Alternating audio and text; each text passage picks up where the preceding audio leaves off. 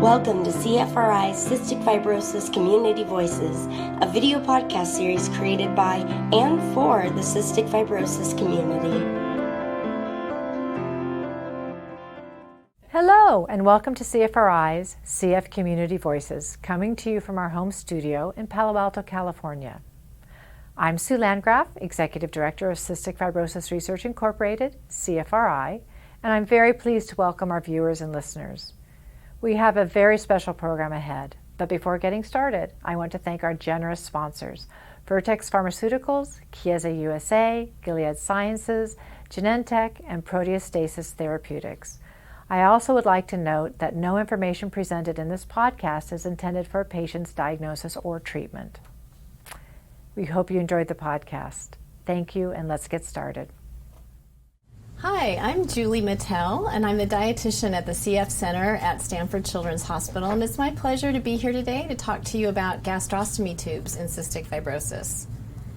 So what we hope to cover today is the what, when, why, and how of using G-tubes, and we'd like to cover what is a G-tube, when do we consider placing a G-tube, why should we place a G-tube, and finally, how are G-tubes placed?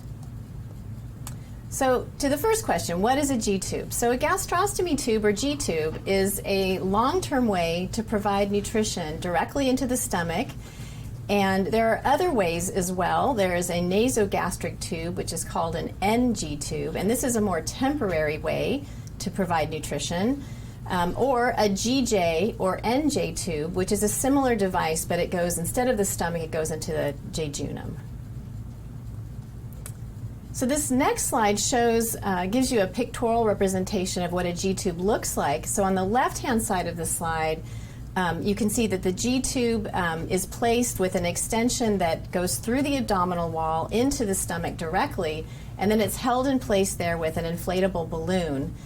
And then the outside of the G-tube looks a little bit like a valve that you would see on a pool toy that you can open and close. And we can then connect a tube that we can feed through using either a syringe or a pump. And then on the right-hand side of your slide, you can see an NG tube and how that differs. The tube is fed through the nose and into the stomach. And this is a more temporary device. There are different types of G-tubes, as I just mentioned, more options today in 2017 than there were in 1888. So this graphic representation shows sort of what it would look like to receive a G-tube feed many, many years ago. So now to the when. When is a G-tube recommended? So ideally, we'd like individuals to eat by mouth, but sometimes it's not possible or adequate. And some examples of when that is not able to happen is when a person has perhaps a swallow defect, or there's concern for aspirating food contents into the lungs, or perhaps an individual just doesn't have the appetite to meet their caloric requirements. And in cystic fibrosis, there are varying reasons as well when a G-tube might be indicated. People with CF have increased energy needs because of inflammation in their lungs, infection, coughing, or they have impaired absorption of nutrients from their intestines. And finally, they might have a decreased appetite when they have infections or other GI problems such as constipation. Before going forward, I want to just spend a little bit of time talking about why nutrition is important in cystic fibrosis. We do know that good nutrition is associated with better growth, appropriate onset of puberty, achieving normal vitamin and mineral levels, better immune function, bone density, also less severe lung disease, slower disease progression, and finally better health. And this next slide sort of gives you some research evidence to support that. So these data come from the Cystic Fibrosis Foundation registry data, and it shows several graphs. On the left-hand side of the screen, these are graphs of children, and on the right-hand side, adults, and these graphs compare body mass index, which is a measure of weight compared to height, to lung function, which is the vertical axis, which is percent predicted for FEV1. And as you can see, as BMI percentiles, or the absolute value of BMI for adults, increases, lung function increases as well. And that increase occurs until about the 50th percentile is achieved for BMI for kids, or a BMI of 22 for females and 23 for adults. And that's where we came up with the goals for BMI in individuals with CF. So a G-tube is not our first option. There are things that we try first, usually, to try and improve nutrition. We can try and increase calories with adding high-calorie additives to meals or providing supplements like milkshakes, smoothies, high-calorie commercial supplements. We also want to make sure that individuals with CF are receiving adequate enzyme therapy so that malabsorption doesn't become a component with this.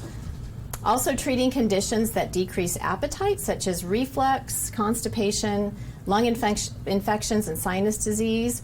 And here we might consider appetite stimulants as well in order to sort of help people achieve a better appetite so they can eat more and get enough calories.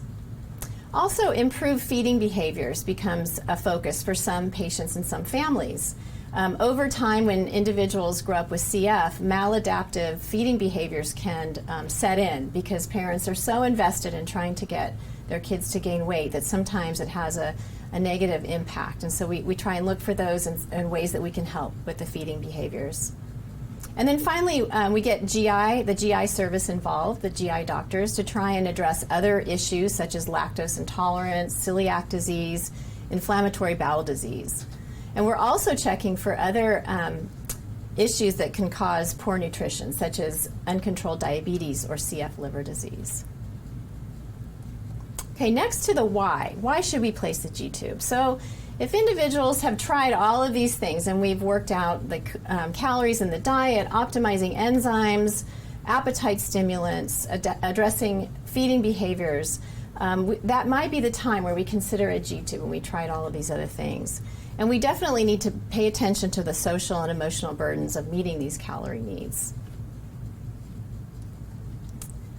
I also wanted to touch on sort of the research behind G-tubes and what is it in CF? You know, do G-tubes really work with folks with CF?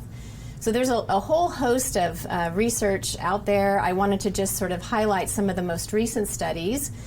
These were conducted in the UK as well as the United States, Israel, and Australia.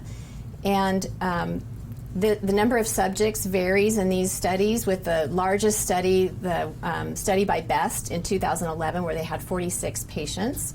And these patients were followed anywhere from 1 year to 4.5 years following a G-tube placement. And the individuals that participated had different levels of lung function. And what the studies suggested was that weight for height and BMI did indeed improve significantly following a G-tube placement, and that improvement lasted for 2 to 3 years after the G-tube was placed. Pulmonary function or lung function remained stable, and in one study actually improved, the largest study by Best et al. Feeds were well tolerated by most. Complications were mild, included things like leakage, local irritation and pain, skin infections, some reflux symptoms, vomiting, bedwetting, and night sweats. So the conclusion of these studies was that G-tubes really are a safe and effective way to improve the nutritional status of individuals with CF. They were mainly well tolerated. Some of the findings, though, did suggest that patients with advanced lung disease or reflux, and also females, did have poorer outcomes after G-tubes were placed. But a more recent, larger study by Best did show that there was really no correlation between the degree of lung function when the tube was placed and clinical outcomes after G-tubes are placed. So now I'd like to turn the talk over to Dr. Sellers, who's going to continue on with how G-tubes are placed and a little bit more about the procedures.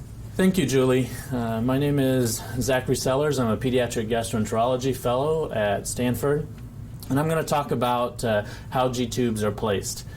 Now, first, when the decision has been made to put a G-tube in, it's important that there's consensus between the patient, the family, and the CF and gastroenterology teams. And it's important that everyone feels comfortable moving forward. If you haven't already, there will be a consultation with a gastroenterologist and or a surgeon, and during that visit they'll go over what is expected, and we'll cover a little bit of that today. First of all, before the procedure, we'll check labs, we'll do some imaging, make sure that there's no anatomical considerations that we need to think about and that the patient is in relatively good health. Of course, we'll ensure that there is adequate insurance coverage both for the procedure itself and also for the supplies and nutrition that will be needed afterwards. And then even before we do the procedure, we meet closely as the gastroenterologists and the dietitians to come up with a tentative feeding plan. What do we expect? Will we have daytime feeds? Will we have nighttime feeds? What kind of formula do we think we'll use? And we put together what we think we'll need for our enzyme use. Just briefly, I want to talk about what you might expect when you're going to have a G-tube placed. First of all, you'll come into the hospital sometimes a few days before, depending on your lung health. We want to make sure that the procedure is done safely, and so because the procedure requires anesthesia, then we'll make sure that the lung health is as good as it can be. Sometimes that may require IV antibiotics or increased airway clearance therapy. On the day of the procedure, I'll talk about in a couple minutes what will be done, but after the procedure is done, you can expect a few days to remain in the hospital. This is so that we can get good pain control. Usually the pain is only localized to the area where the G-tube is placed, and that pain improves after a couple of days. But then we gradually and slowly increase use of the G-tube, first with clear liquids and then formula, and then we want to make sure that the patient tolerates the feedings well before they go home. We also provide teaching to the patient and the family so that they feel comfortable when they go home to be able to do this themselves. Of course, when you go home, you're not left to just do it by yourself, so that we continue to work closely with patients and families to help them troubleshoot and provide education on an ongoing basis.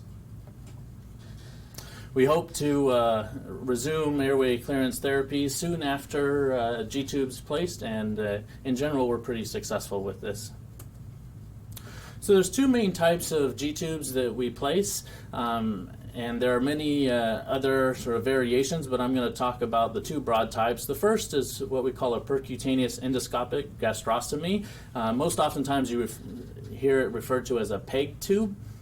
And this is typically performed by a gastroenterologist, although a surgeon and or an interventional radiologist can also place these. As gastroenterologists, we perform this endoscopically, and the patient will undergo general anesthesia, and we use an endoscope, which is a flexible tube with a camera on the end of it and has a light as well, so we can see where we're going. We put that endoscope through the mouth, into the esophagus, and into the stomach. Once we're in the stomach, we can see the inside of the stomach, and we can localize the best place to put the G-tube. Once we do that, we can actually see that light through the stomach wall and onto the skin on the outside, and then we will poke a hole through the abdominal wall into the stomach and then place the PEG tube through that. On the middle bottom part of this slide there, you can see an example of a PEG tube, and you can see that at the bottom it has two discs. Both of those are used to keep the G-tube in place. One of the discs is on the outer part of the abdominal wall, and the other disc is on the inside of the stomach, and both of those allow sort of cinching to keep the G-tube in place. Sometimes patients will keep this PEG tube indefinitely, and other times they will elect to change it to a low-profile G-tube, and that's typically done after 3 months after the tract where the G-tube was initially placed has healed. The other type of G-tube is a low-profile G-tube. The most common type that we use is a Mickey button. There are also barred buttons. These are trade names of different types. And these are not performed by gastroenterologists, but are actually performed by surgeons. At Stanford Children's, it's our pediatric general surgeons that place these. And this is most oftentimes done laparoscopically, but depending on the circumstance can be done open as well. Laparoscopically, they'll go through the belly button and they find the stomach, and then they put stitches in, putting the stomach to the abdominal wall, and then once they identify the ideal place to put the G-tube, then they will, in the same way that we do, poke a hole through and insert the G-tube directly in. Now these G-tubes, as you can see in the picture, as Julie explained, kind of look like a valve. And so when you're not feeding, they're small, and you can close that valve. Either there's a balloon to keep it in place that's filled with water, or there's a small sort of mushroom tip that keeps it in place. But when you need to feed, then a tube is connected to the valve, and that allows you to put your feeds through into the stomach. Now I mentioned that most of our patients get a Mickey button or a low profile G-tube, but depending on the situation, one might elect to have a PEG tube. Here we've put together a couple of pros and cons about PEG tubes or Mickey or low profile tubes. And of course, when you're considering which one is best for you, it's best to talk with your gastroenterologist or surgeon to see what they would recommend. But in general, the reason why we tend to use more low profile G-tubes or Mickey buttons is because, as you saw in the picture, they're smaller, they're more discreet, they're able to fit under the clothing easily. They can be replaced at home. They're typically replaced every 3 months, and the initial time is done in the office with us or with the surgeons. But after that, we provide training for the parents or the patient to be able to do that at home, and so that provides a lot of flexibility. Now, the downsides to them is that the balloon can leak over time, and it can also break, and that's actually why we change it every 3 months, because the balloon will weaken over time. Now, this is compared to a PEG G-tube, which does not need to be changed every few months and is more durable and also is less likely to become dislodged. Once you have your G-tube in place, that's not the end of what you need. There are other supplies that you'll need in order to do your G-tube feedings. Of course, you'll need formula or blenderized food to be able to go through it. That goes into a bag with tubing, and then a pump is used to deliver that through the G-tube. Of course, many individuals need pancreatic enzymes to digest their food, so we work with our dietitians to determine the right amount and the right types of pancreatic enzymes and to add those to the food that you're getting. Of course, while we find a lot of benefit from G-tubes, there are problems that can arise with them. The most common complication that we see is leaking around the G-tube. This occurs most commonly with the balloon-based G-tubes because, as I mentioned, they can leak, and then also the sizing sometimes is not appropriate. Sometimes we put these in infants and then they grow as we expect, and so we have to continually change the size of the G-tubes. And when we don't get it quite right, then sometimes we can have some leaking, and we need to play around with that a little bit. But don't worry, we have in the gastroenterology division, we have gastroenterologists and also our GI nurses that are very capable and skilled in helping you to work through these problems. Now, of course, we always counsel people that if the G-tube comes out, then it is important to put it back in. The hole where the G-tube is placed will close back up, and especially if it's been in only for a few months, then that hole can close quite rapidly. So we always make sure that families and patients have extra G-tube supplies at home should they need to put another one in. We can also use a Foley catheter just to put something in the hole until a new one can be put in. Now, those people that have a gastrostomy tube for longer than 3 months and the hole in which it was placed is well healed, then they can just replace it at home with no problem. But if it's been less than 3 months, it's important to seek medical attention so we can verify that it's been placed in the right position before feeds are restarted. Now, we also have some complications that we can run into as we're doing G-tube feeds. First of all, since we're giving more calories, oftentimes patients report that they have increased fullness, decreased appetite, depending on what time of the day the feeds are being given. If they're given overnight, then sometimes they'll wake up and not feel hungry for breakfast. And so our number one priority is to have people continue to eat by mouth and not take that hunger drive away. And so we'll adjust our feedings as best we can to ensure that the patient can continue to eat by mouth and also supplement appropriately. If we give too much volume at one time in the stomach, patients can vomit, and so we ask them to give us feedback, and then we can adjust the volume and the rates at which we're doing that. Of course, with more equipment, as anyone knows that has these, they can alarm, you can get tube blockages, and that can wake people up in the middle of the night and just create some more stress. And of course, it's important if you're taking enzymes to give adequate enzymes with your feed so that you can digest the food appropriately. After your G-tube is placed, not all is done. We continue to work with you to optimize your nutrition. You'll continue to get close nutritional monitoring in CF clinic with our dietitians. We also have you continue to see us in gastroenterology clinics so we can ensure that not only are you achieving good weight gain, but also that the G-tube site looks healthy and that you're not having any problems that we need to troubleshoot. We are constantly sort of adjusting how much formula one may need to gain weight. Everyone has different needs at different times in their life, and so it's not a one-size-fits-all formula at any given time in your life.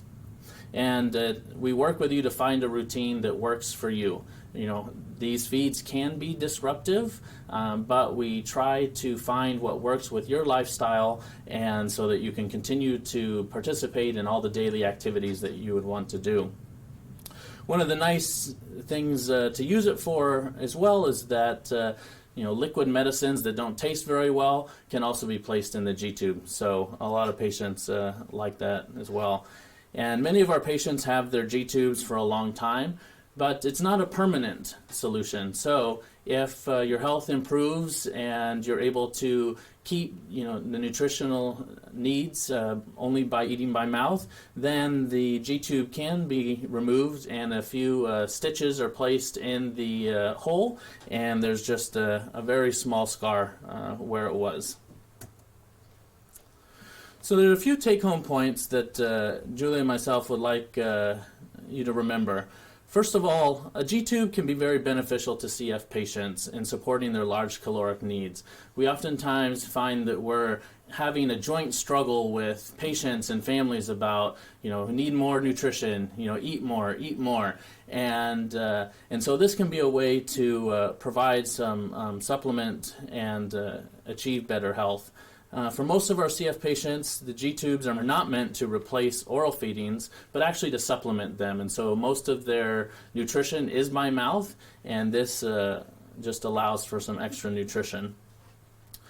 Oftentimes we find that people are hesitant to put G-tubes in, and so they wait, and over time their weight continues to go down, and then this can affect their lungs as well, and they can become sicker and sicker. What we think is best is that when it looks like there's starting to be a problem, that we think about a G-tube. We may not need to put it in right at that moment, but the more we think about it, then we can put it in earlier rather than later. And what we found is when we do that, we're able to correct the nutritional defect earlier, and that leads to better health in individuals. And of course, the decision to get a G-tube is not unilateral. It's not made just by your gastroenterologist. It's not made just by your CF team. it is really a joint decision that should be made between you, the gastroenterologist, and the CF team. So we put together some online resources for you. Feedingtubeawareness.org has some good resources about gastrostomy and feeding tubes. Kidshealth.org is another place that has good information. And then some of you may know that Boomer Esiason is an ex-football player, and his son, Gunnar Esiason, has CF, and he has a G-tube. And he's put together several videos that can be found on the internet through YouTube about what it's like to have a G-tube. And so I'd invite you to check those out as well. Thank you.